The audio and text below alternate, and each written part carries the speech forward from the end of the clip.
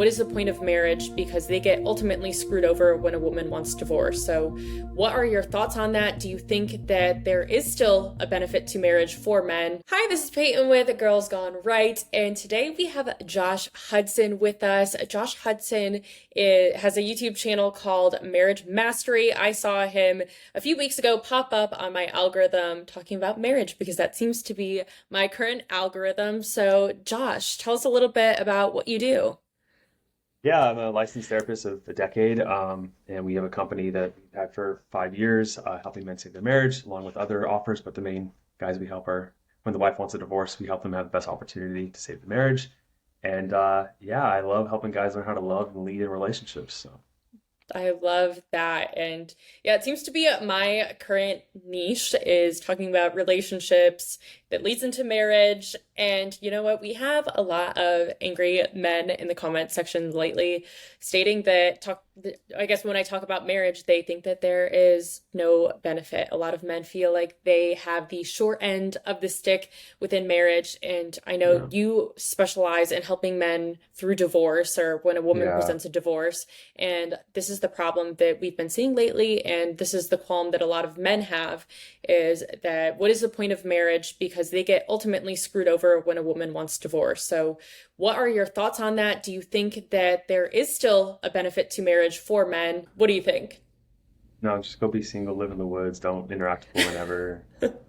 It's funny. Jordan Peterson talks about this. Man, I wish if you could find it, insert it into the podcast, that'd be really cool. But he basically says something along the lines, I'm gonna like not quote him exactly, that yeah, like marriage is hard, being in a relationship is hard, there's all these awful things about it, and you could potentially lose half of all this stuff, blah blah blah blah blah, everything that the guys say.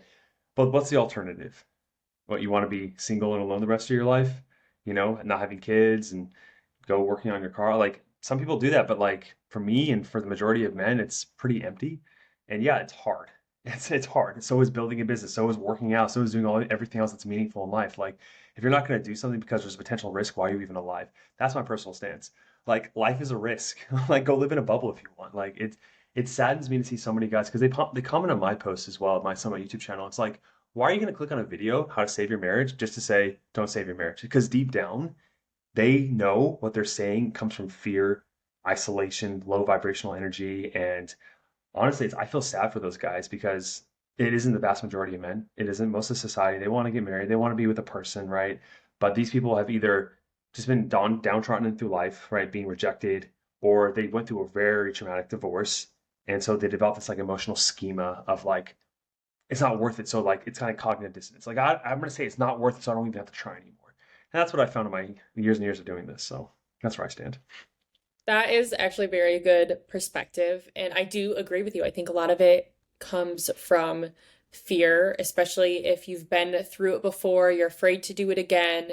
And a lot of what we see in culture is people not angry, not anxious or totally against a situation. It's more from they're making their decisions based on fear. And ultimately, marriage is a risk, but a lot of things in life are risks. And in order to have success, you kind of have to jump over that bridge of the risk that you're taking. So I like that perspective. And I love that you related it back to Jordan Peterson. I think he has great marriage advice. So being in the whole marriage counseling sphere and hearing men talk about divorce, what do you see that is the most common reason for divorce? Good question. I'm sure you heard the statistic somewhere, but like people will exaggerate it, but it's around 70% of divorces are initiated by women. And we can get into why that is, but I'll answer your question first. And I I see a couple of common trends that happen with guys. The first one is this belief that there's like this idea of like achieving something that is like outcome dependent, where you achieve it and then it's done. Let's say you get a degree, like that's achieved.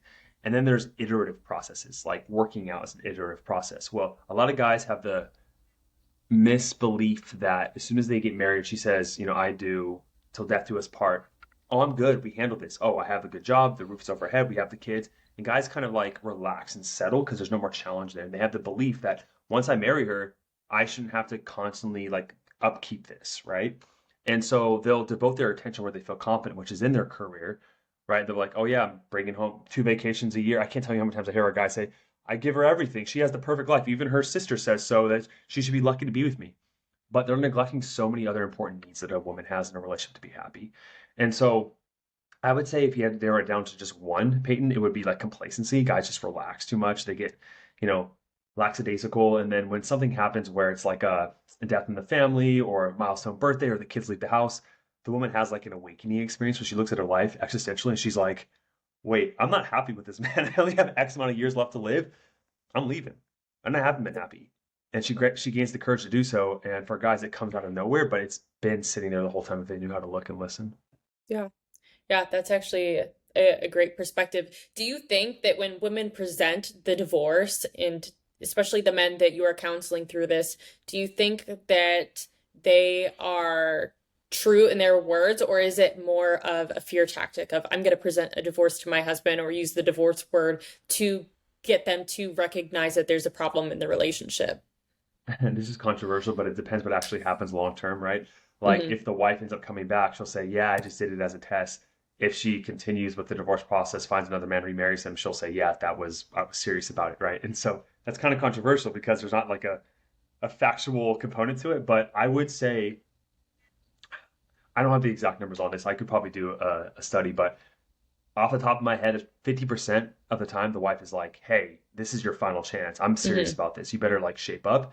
And then 50% of the time the wife is like utterly done. But even in those instances, we've turned around marriages after that as well, Yeah. right? So it's like when you actually choose something, you can always go back on those choices because you make them in the present moment, and moments change, information changes, action changes. So when a wife actually says, "I want divorce," it could be almost like Schrodinger's cat, that experiment where it's like it could be that she truly means this or she truly doesn't, but there's like parts of her. Part of her Yeah. really is done, and a part of her still has hope. And so, like, which part do you nourish in her to make whatever future reality exist? If that's hopefully that's not too complicated to understand. No, no, I'm keeping up with you, Josh. That Okay. I do feel women, we all know we are very emotional. We make decisions sometimes based on our emotions. So that's why I ask that, because sometimes a woman likes to give the extreme to kind of waken up a man and get the ball rolling in a sense. But I know you said complacency, men fall into complacent habits, and that kind of leads them down the divorce road. So, do you think that's why maybe women bring up the divorce is because men do feel complacent and they feel comfortable, so they are happy in their situation? Yeah, I think it's human nature, not just for. So I'll say this: like I always talk in like absolutes because it helps guys understand this, but like men, we make decisions based on emotion too, right? But that being said, the question you said was like, sorry, can you repeat the question again? My bad. Is so you said 70% of women present, or Yeah. it's the 70% of divorces are presented by women. Do you think that's Hmm. because the men are complacent and they Right, just don't right. want to bring Okay. anything up? Yeah, yeah. No, well, there's lots of patterns that happen, but I would say most times, like the most common pattern is that, at least with the men I work with, is that there's that their wife are, I hate labeling, but they're more dismissive, avoidant, and the wife kind of shuts their emotions down. She doesn't talk about, and the guy is the one who becomes anxious, right? Otherwise, the guys wouldn't be coming to me. So I don't really have a lot of the guys that are shut down themselves. But it's also another part of like the male paradigm. If you think of sports, it's like challenge, challenge, challenge, and then touchdown or goals like release and peace. For a lot of guys, we have the idea that our wife should just be like, shouldn't be a constant challenge. She's like, no, no, she should be happy. Like she has everything logically, this is the guys that she wants. But one thing that we teach here in our company is like from The Way of the Superior Man by David Data. It's a book on healthy masculinity. He talks about how your life and woman will always be a constant test or celebration. And because in a woman's paradigm, she wants to feel like, am I lovable? Am I lovable enough? And so when she doesn't feel lovable, she's going to test the man to receive that love. Where a guy's paradigm is like, I don't feel good enough. I don't feel appreciated. And so we have to constantly prove that ourselves. But a woman, because she's in a human body and has a human experience, she's gonna not feel lovable at times, and she's gonna feel insecure. She's gonna want reassurance, and she's not gonna be direct about it that a lot of times. So she's gonna be indirect and give a test. And a lot of guys will take that over the years of like, oh, she's criticizing me, and it triggers his wounds, not feeling good enough, right? And so there's like this distancing that occurs, and it's a slow death. We don't see a lot of the marriages, Peyton, fall apart from like this like massive trauma. It's like death by a thousand cuts, just little Hmm. moments, small little moments where she's like, hey, like check this meme I sent you out, and he's like, yeah, okay, whatever, and he's on his phone. Like those happen over time, and then eventually that tipping point occurs, and that's when she chooses to leave or be with someone else or whatever. Yeah. I think that actually makes a lot of sense, right? Because men think totally differently than women. The brain works differently. Men are more analytical, I feel like they have a checklist of boxes and they check it off and it's done and it's out of their brain. Women just are more emotional and we overthink things. Like men practically think black and white, like one thing or the other, move on to the next thought. Women are thinking about 1,000 things at once, and we're constantly rethinking and overthinking and playing scenarios in our head. And so I feel like that's what kind of brings this controversy within, are we happy or are we complacent and have I been miserable all this time? And so I could definitely see how that brings divorce into the situation. Yeah, there's this concept I teach the guys. It's called the ETS, like basically emotional tipping scale. And it's this idea that so I got it from Dr. Gottman and I kind of expanded on it. You know Dr. Gottman's work? No, Dr. I've John never heard Gottman. of. Oh, really? Oh, I'll have yeah. to look into that though. He's the preeminent marriage expert in the world. Like he has a love lab for 30 years. Like he can tell from a 98% accuracy after reviewing a couple for 5 minutes whether they'll be together or not based That's on his micro amazing. expressions. Yeah. So, anyways, he talks about this like positive 5-to-1 ratio that a couple for them to be happy, they have to have 5 positive interactions to every 1 negative interaction. And so what we found is that over the years with death by 1,000 cuts, what happens is that that initial phase of like, oh, I'm falling in love, getting married, having kids, dates, sex, whatever, like it's like this, the bank. Mhm. Slowly over the years was like 1,000 cuts, and that tipping point occurs. When that tipping point occurs, the woman's veil of like looking at the past, she'll only see the mistakes. She'll see him as more of a source of negative, like stress instead of positive gain. And like it literally is this tipping point. And so we found that really happens when the wife really kind of has this trigger to want divorce. Is that tipping scale goes from like 1-to-1 down to like more negative. It's called negative sentiment override. And that's when she will alter the past. She'll be like, oh yeah, and like that thing that I didn't really care about, like gaining weight. I kind of do care about that. And like guys logically are like, what? You haven't been happy all these years? Like you're lying to me. It's like no, just her perception changed. So Mhm. Yeah, no, that is totally interesting. And that makes sense. Like women like to replay the past and how they felt then, how they feel now, and we just overthink. I feel like men think about things once and then it's out of their head. And women are just totally different in nature. So I think by nature it makes sense that women initiate the divorce because if you never said anything, I think men would just be okay with going on because of the comfortability with being complacent. yeah, So, what qualities do you feel that men need from women in long-term relationships and marriage? men need from women. Oh man, if you ask me, it's a lot different than what the most of the like men coaches out there, especially Hmm. the popular ones, say. A lot of the popular guys will say like, "Oh, just give me peace." And maybe I'm a little sadistic, or maybe I'm just too competitive. Maybe it's my trauma, but like I want a little bit of challenge, right? Like I don't know, like I think it's your partner should challenge you intellectually. She should point out the flaws in you. I think anyone who says otherwise is too, I don't want to use the word narcissistic because it's used so much, but they have too much of an inflated self ego to say, like, oh, I don't have any flaws. When in Hmm. reality, when you're in a relationship, she's going to point out your flaws. You have them, and they can only be brought out in a deep romantic relationship context.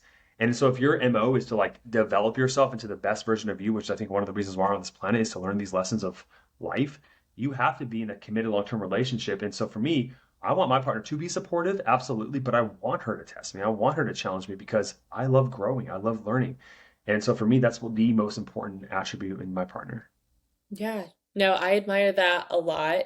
And I agree. I think there needs to be intellectual sparring and a challenge to shape each other Hmm. because a relationship is so good to challenge the reflection of yourself. You don't really see your flaws or what you could work on until you actually have a good hard look at your reflection. And I think that's what relationships had the benefit of that is you get the reflection. And real love is when you're able to be honest with someone and point out their flaws and what they need to work on because you love them so much. I feel like if Hmm. you don't actually care about someone, you say nothing.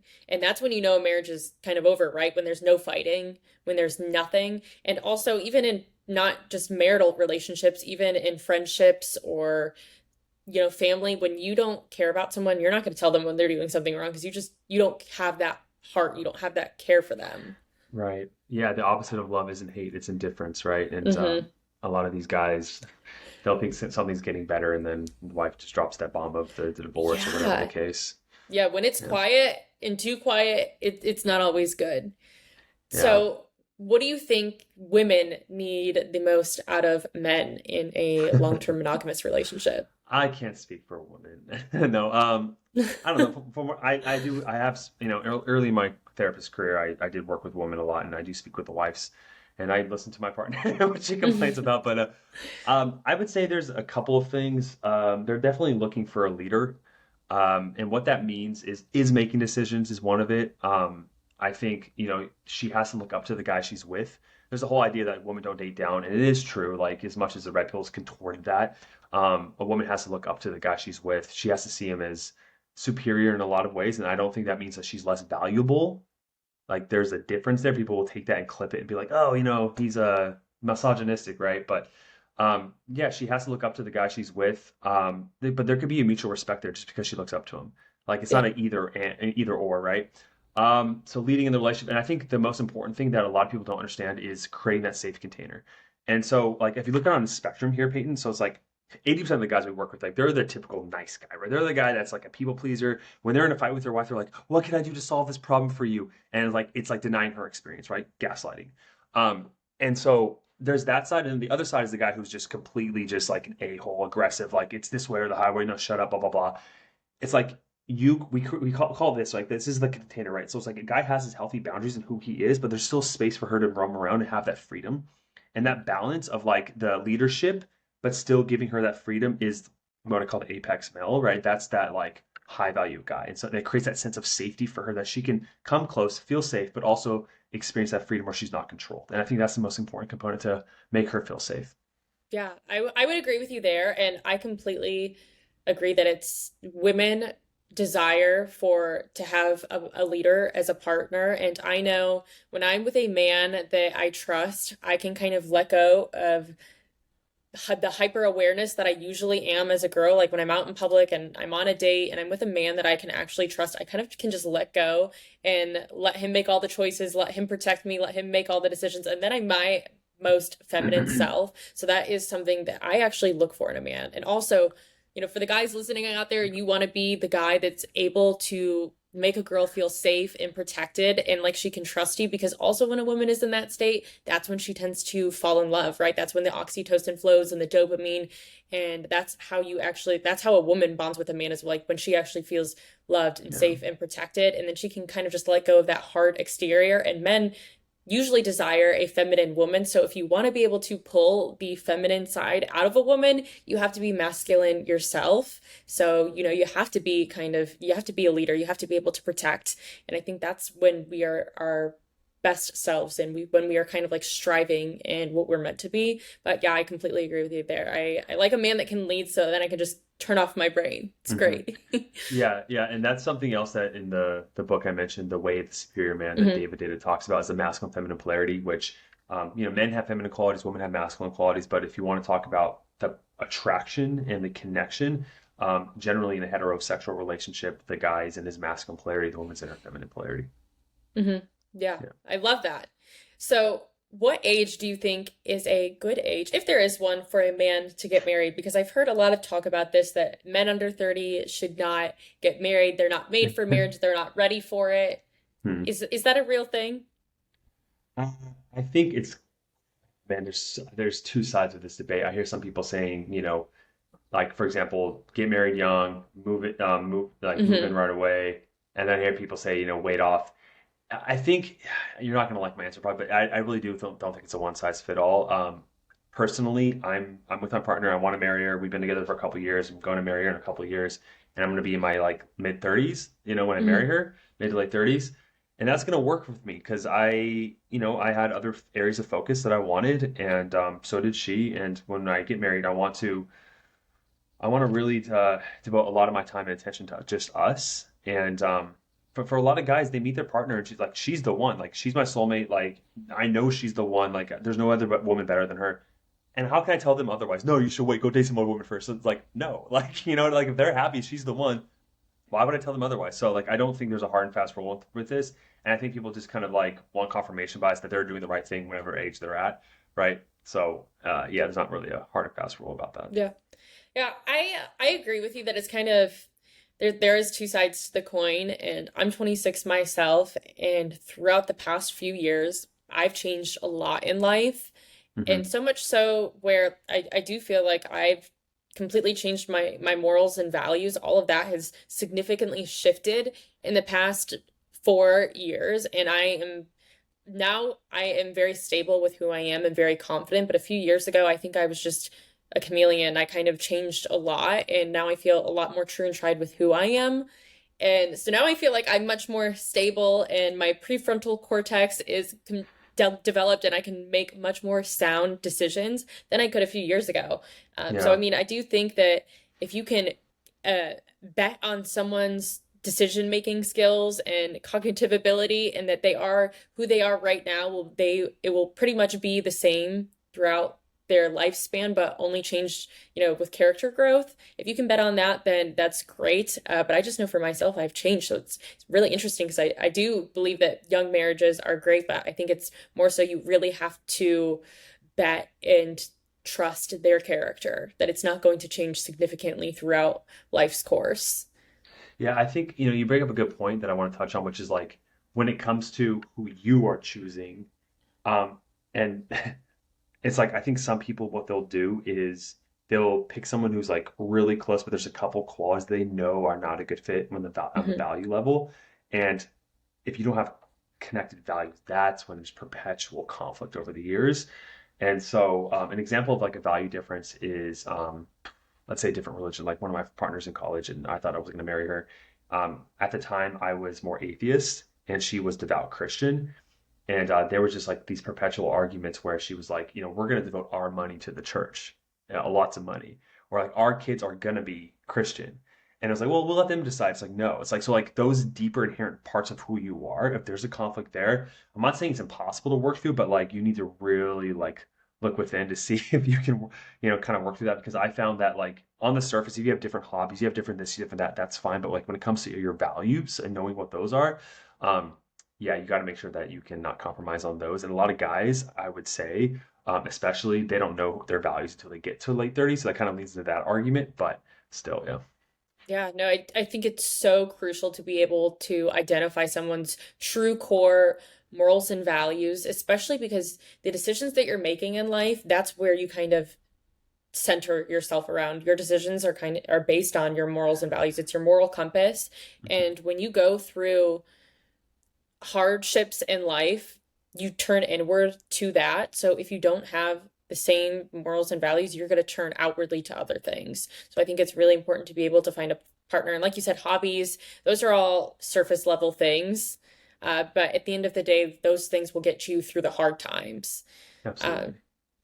so what do you think a man should take a second look at, or what do you think should be there before he actually decides to marry someone? Like, are So there any you certain cut out there for a qualities second. or, Yeah, go oh, ahead. no problem. What Yeah. do you think Yeah. a man should really look at before he considers marrying someone? Oh, in her or himself or both? Both. Ooh, man. I think, I don't know where I heard this, but I think I do agree. I think most guys are waiting to marry oftentimes because they don't feel fully ready to provide the lifestyle for their children that they want. And so I don't know if this sounds cliche at all, but I think a man really must get his like finances in order, knowing what he's doing with his life. Um, because when you add kids to the mix and you're trying to still figure yourself out what you want to do, it will cause like a very dispersed attention towards your wife and kids. And I found like a lot of these guys, that's what happens, right? Is like um, a lot of the men we work with, most of them married their wives like when they were early 20s. And they all say like once we had the kids, once they changed careers, like that's when we started to pull apart. And so I think for a guy, like you should know what you want to do and how you should have enough money and resources to feel that you can provide for the family that you want. That's a big one. And then in her, this is the funny part. It's like we talked earlier about like she'll show you parts of yourself that are going to challenge you. um, I guess looking at her, it's like you should just be conscious of your own wounds as much as possible. Some of them will come up only in the relationship, but like see a therapist, do some inner work, recognizing some of these patterns of wounds that are gonna come up for me myself, for example, I had the fortunate opportunity being cheated on in my first two relationships. And I say Well, opportunity because after like in the third relationship, I saw these like clear patterns of like jealousy coming up like out of nowhere, and I was like, oh my gosh, this stems from these two relationships.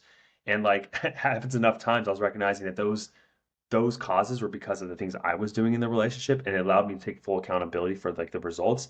And that wouldn't have happened if I didn't like have this thrust into my face. But a lot of guys can go do some inner work and be like, oh, okay, I do have a lot of anxiety, or I am controlling, or I have this. And so they can have more awareness when it comes up in the relationship and not really just sabotage things when it's like 20 years down the road and they have kids and all this stuff. And that's what I see guys are like torn apart from it. So I would say those two things, like finances in order, knowing what your purpose is as a guy, and then also being aware of those like it's called the Johari window, but like those blind spots in your subconscious. yeah. Yeah, I agree. That's a men's duty, right? To provide and protect. And I think they need to be ready to fulfill that and step into that in order to be ready for marriage, and vice versa for a woman.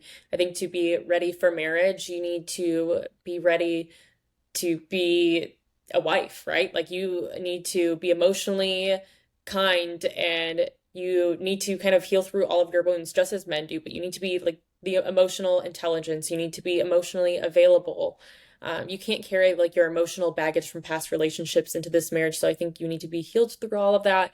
And, you need to be able to step into your wifely duties. So if you're not ready to do those things, you should probably not get married. If you're not ready to take care of a man and take care of the home and step into that next phase of life, that's a telltale sign you're probably not ready for marriage. So I think that's a good way to look at yourself. If you're a man and you are thinking about getting married, take a look at yourself, but also take a look at your partner. Is this someone that is ready to become a wife and step into that next phase of life?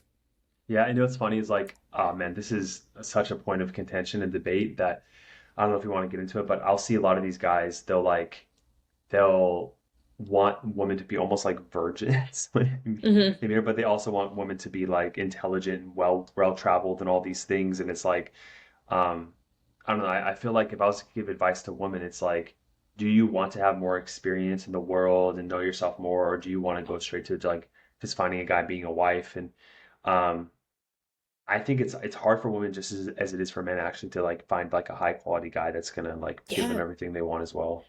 Yeah, no, I agree. I mean, I'm 26, I'm single, and it's difficult to find high quality men out there, especially Mm, men. They are in their mid 30s. They're not ready to mm, settle down by any means. They think that the grass is greener on the other side. They don't mm. treat women like they're looking for a wife. And so that's something that I've been noticing. It's like no one is ready to settle down. No one has Yeah. a green light on, like they're ready to get married. And I think, men complain about the same thing about women not being ready for that. But I mean, I definitely see that in men, that we have guys in their late 30s that are still ready to play the field. They're not ready to settle down. It's like the clock's not ticking. They don't really have a care in the world. And so it makes it really hard to date and find a high value man. Where do you live? What city? So I lived in Nashville for a year and a half. I just moved to Charlotte Okay. about 2 months ago. Mm. And yeah, it's just like men, I don't know if it's because men feel that they have a lot of options in a city, and if it's not me, they're gonna go on a dating app and they're gonna find somebody Well, else. no, it's funny. I worked with a lot of women, and like I don't know if this is true for your experience. So if it's not, it's totally not. But I feel like a lot of the men that women are attracted to, they have those options. But there's also guys that are attracted to you, but you're just not into them, and they would settle. They Hmm. would like not settle. Sorry, they would like commit to you, Hmm. right? They would commit to you, and so it's like it sucks because like a lot of the guys that you actually find attractive that you see as like a potential guy, they have those options, right? And so Yep. that's what sucks, right? Yes, and that's literally what I'm experiencing. There are men, but of course, it's never the ones that you are attracted to that want you in that way. Hmm. And then the ones that you do like don't value you. So I'm currently seeing that is a trend. Yeah. And I understand that's why a lot of people settle, because you're in this dating pool of the men that you like, they don't treat you with respect, and then the men that like you're just not attracted to, but then you're like, okay, but they're a good guy and they are someone that would treat me right, so why not? So, Well, I mean, you can't, but you can't like force that attraction, right? Like, and that's the mhm. thing that sucks is like you can't like you're like, oh, I wish I was more attracted to you, but like, you Yes. can't force that. And I don't think you should settle down with a guy that you don't feel like you want to rip his Yeah. clothes off. You know what I mean? So Yeah. And I'm always, the saying is, I'm like, you are going to be so good for someone else. You are so great for someone else. And there's a lot of that's how like it goes. I don't know how large your audience is of men and women, but there's probably a lot of guys hearing this right now Hmm. with like bitter anger. Yep. Yeah, but I'm very keen on like, you have to have your standards, and I'm not a fan of the boxes being checked. Like I don't have boxes. That's really silly. Like I have values and morals, and I want someone to match that, and I want someone to match my energy. And, I don't want to settle because I don't want a divorce. Like I'm not going to marry someone that I feel like I'm going to have problems with later down the road.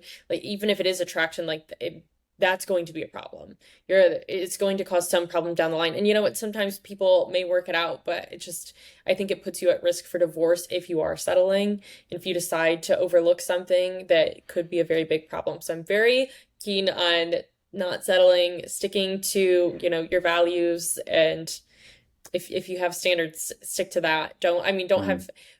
I don't have the problem is a lot of men think women have these over the top standards nowadays. Like it's unattainable. It's completely Yeah. crazy. And, social Well, media may present it that way. Like it's insane, right? Like these girls are saying that they want a yeah. millionaire and they're not Uh, settling and their friends encourage it. And that's like really toxic. I'm not asking for that. yeah. I'm asking There's for a man like me that matches my energy.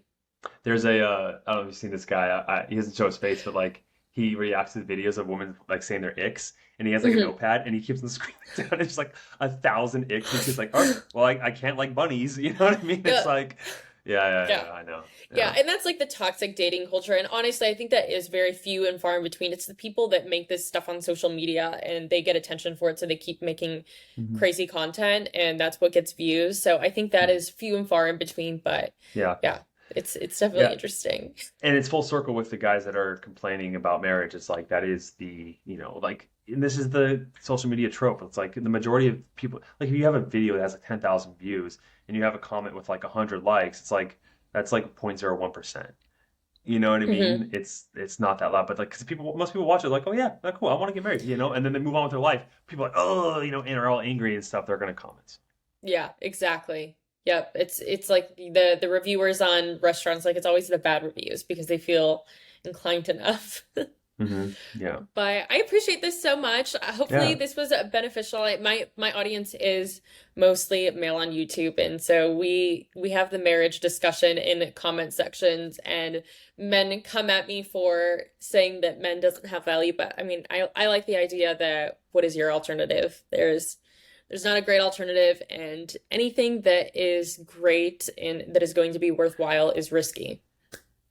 Yeah, I mean, like one final point on that, like if a lot of guys are, if you most of your audience is men, like if you look at, I mean, people can find a study on anything that supports it, but most of the academic research out there shows that when people get married, it's like they reduce, they increase their life, they increase their satisfaction of life, they Hmm. decrease anxiety, they have more income. Like there's, Yeah. scientifically, there's a lot more benefits to marriage as well. Yeah. So Yeah, they're more successful. There are so many studies stating the amazing the pros that come out of marriage. So I think that's another flip side that you can look into as well. Like, yeah, you know what? You may get divorced if you marry the wrong person, and maybe if you marry a selfish girl that doesn't really care about you, that's going to take all your money. Like that's a risk, but there's risks to everything in life, to starting a business. You know what? It may fail and you may go bankrupt and it may not be the best thing ever, but you may start a business that is one of the most successful businesses ever. Or you may start a business that is, it's going to be a legacy and go on. So like I think that there are so many aspects to look at it, but I appreciate it. Make sure you guys go check out Josh Hudson and check out his channel. I will link it below in the description.